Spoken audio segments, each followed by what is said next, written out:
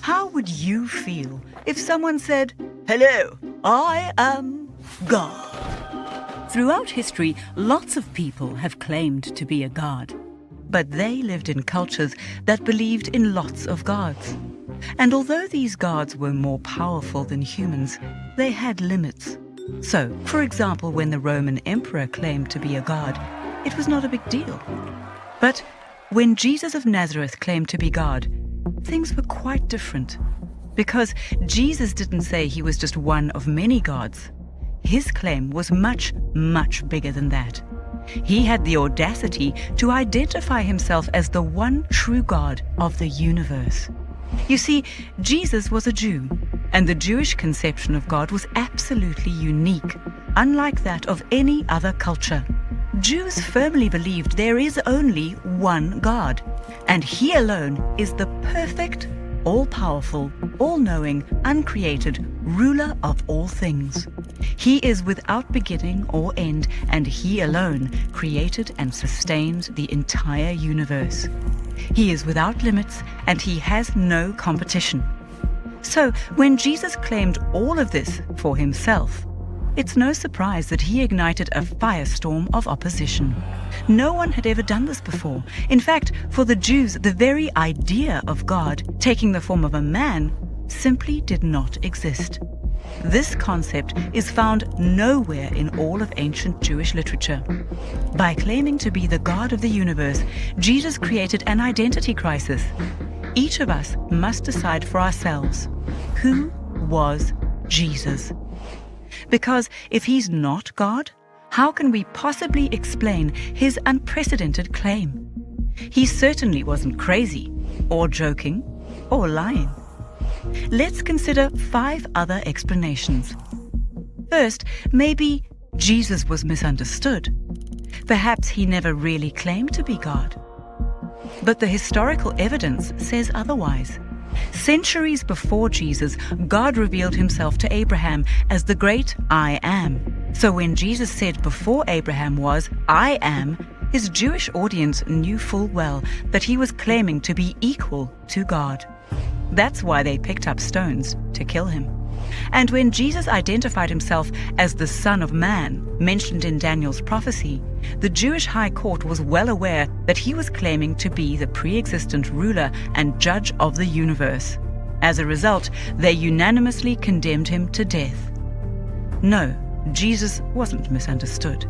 To the Jews, His claim to be God was unmistakable. But what about this? Maybe Jesus was a legend. In the first few centuries after the real Jesus lived, His followers invented the idea that Jesus was God. Is this valid? Was belief in the deity of Jesus added centuries later? Or did the very first Christians believe that Jesus was God? Again, the historical evidence speaks loud and clear. The earliest Christian writers made clear reference to Jesus who is our God, Jesus who is both God and man, Jesus who is not a mere man but was God. So the idea that Jesus of Nazareth is God was not invented after the Christian movement began, not at all. Christians always believed it from the very start. So this explanation fails. But another way to try to make sense of Jesus' claim to be God is He was a clever political strategist. He falsely claimed to be God in the hope of focusing Jewish resistance against their Roman oppressors. However, in Jewish culture, claiming equality with God was not a good idea. In fact, it was a crime punishable by death. Jesus made it clear that He was not a political revolutionary, and the Roman government itself officially declared Jesus not guilty of inciting rebellion. So, this explanation doesn't work either. But is it plausible that the historical Jesus never even existed? No. In addition to the eyewitness testimony of the 4 earliest biographers, multiple Greek, Roman, and Jewish historians document the existence of Jesus, who is called Christ. In fact, there's as much documentary evidence for the existence of Jesus as there is for Julius Caesar. That's why the vast majority of New Testament scholars affirm that Jesus was an actual living, breathing, historical figure. For those who examine the evidence objectively, all of these explanations fall short. But for the open-minded, there's at least one other option to consider. Perhaps Jesus was who he claimed to be. Unlike the other options, this explanation fits perfectly with the historical data. But it does have one major problem. It's not safe. Because if Jesus actually is God in human flesh, then ultimately your life is not your own, and true life can only be found in him.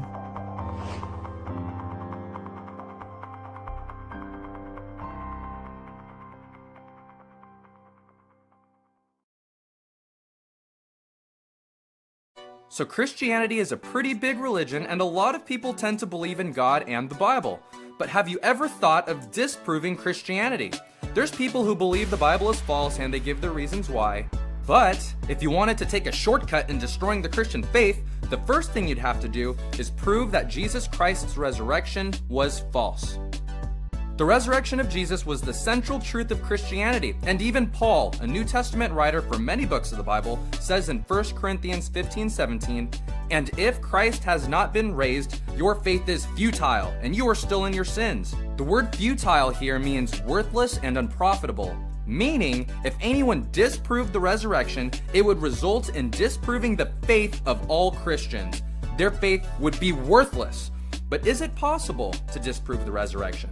Christians actually claim that Jesus died and that he rose again from the dead. Let's check out some alternative theories to see if they can stand the test and prove Christianity to be false and worthless. So maybe someone stole the body then. That would make sense. Jesus didn't really come back from the dead. Someone took the body. So did the Romans steal the body? First off, the Romans would have no reason to steal Christ's body. Their main motive was to keep the Jews at bay and in control. They sought to keep peace in Palestine. Jesus' missing body caused all sorts of commotions that could have easily been avoided if the Romans just uncovered the body they stole. So how about the Jewish religious leaders? They could have stole it. Well, these leaders would have no motive in stealing the body, since that would only stir up the Christian movement. They killed Jesus to shut him up, so why would they steal his body? Jesus' disciples were preaching saying Jesus is risen. If the religious leaders had the body, they could have said, "We have his body, he didn't really rise again," and be quiet. If that happened, Christianity would have stopped then and there. But you also have Jesus' disciples and followers. It was them, they stole the body. But this doesn't make sense either. History tells us that all of Jesus' disciples except Judas Iscariot and John died for their faith. It was believed John died of old age, and Judas, well, he was hanging around. So if Jesus' body really was stolen by his disciples, then why would these other 10 men die horrible deaths for their faith? Some were crucified, stabbed, hung, beheaded. One had his head clubbed. Some were stoned. I know they weren't high.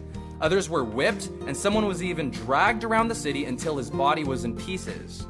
So, if these disciples all died for this resurrected Jesus, why would they all be willing to die for a lie? It would make more sense for them to save themselves.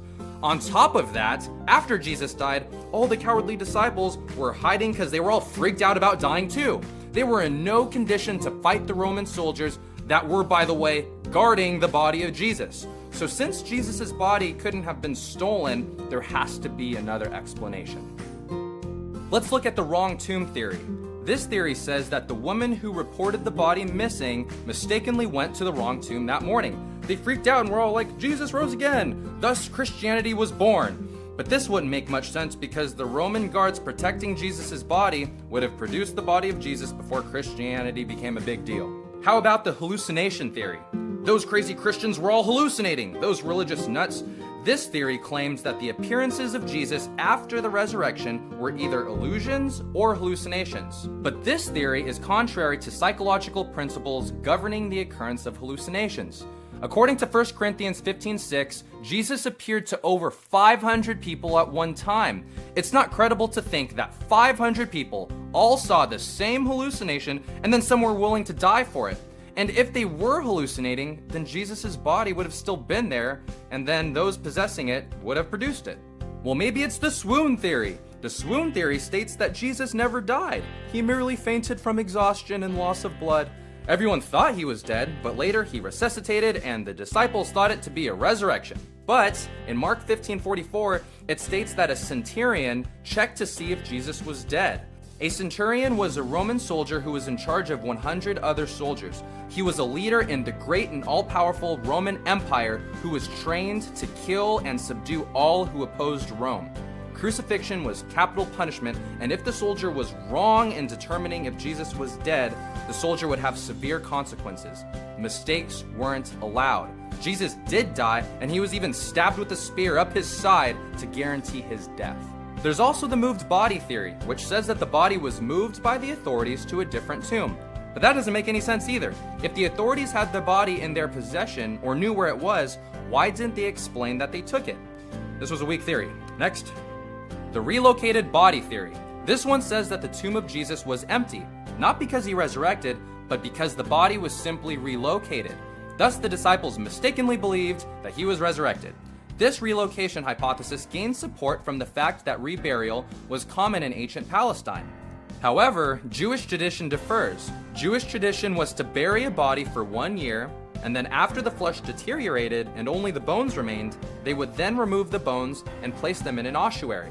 But the main problem for the relocation of the body of Jesus is the complete lack of historical support, either in biblical or non-biblical sources. And it's important to note that the empty tomb didn't convince any of the disciples that Jesus rose again, except maybe John. It was the appearance of Jesus that transformed the weenie disciples into brave evangelists willing to die for their faith. And the last popular alternative to the resurrection is the copycat theory, which says nothing in Christianity is original. Jesus was just another dying and rising god in the tradition of Osiris, Mithras, Adonis, and Dionysus. There's plenty of other gods, religious figures, and mythology guys that died and rose again. But the only problem with this view is that Jesus of Nazareth actually ate, slept, performed miracles, died, and returned to life. All of these accounts are supported by a reliable historical record. In contrast, the dying and rising gods of the mystery religions were timeless myths, repeated annually with the changing seasons. So, after looking at all these other theories, it looks like Christians have some solid evidence that Jesus not only existed, but died and rose again. And if he did rise again from the dead, then it forces us to really consider Christianity. Rising from the dead after 3 days is impossible. He was beat up to the point where he was unrecognizable, whipped with his back torn open to where you can see his spine and bowels, and then he was nailed to a cross. You see, if you want to disprove Christianity, you have to answer to Jesus' resurrection. This isn't something you can dismiss and sweep under the rug, because if Jesus did rise from the dead, then he is who he claimed to be, and he claimed to be God. He claimed to be the way, the truth, and the life, and that no one can come to the Father except by him. Jesus claimed to be God and then proved it through his resurrection. We all sinned, messed up, and our penalty was death and separation from God. But Jesus died on the cross for our sin to take our punishment, and he rose again so he can be the bridge between man and God. You see, if you're not a Christian, you have to make a choice. Either try to disprove Christianity by thinking of some other possibility, or know that Jesus really did die and rise from the dead. Romans 10:9. Because if you confess with your mouth that Jesus is Lord, and believe in your heart that God raised him from the dead, you will be saved.